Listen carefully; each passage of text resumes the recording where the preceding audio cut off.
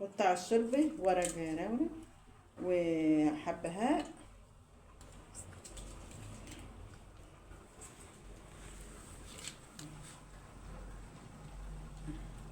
بص برضه يا سلام بقى، لو ايه عندك بطاطس رفيعة زي دي وتقشريه اه.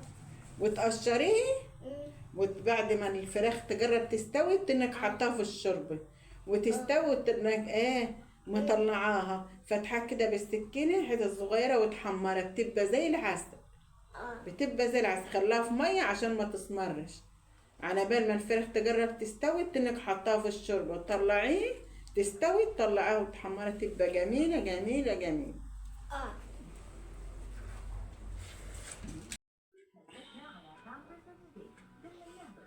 صلى على رسول الله.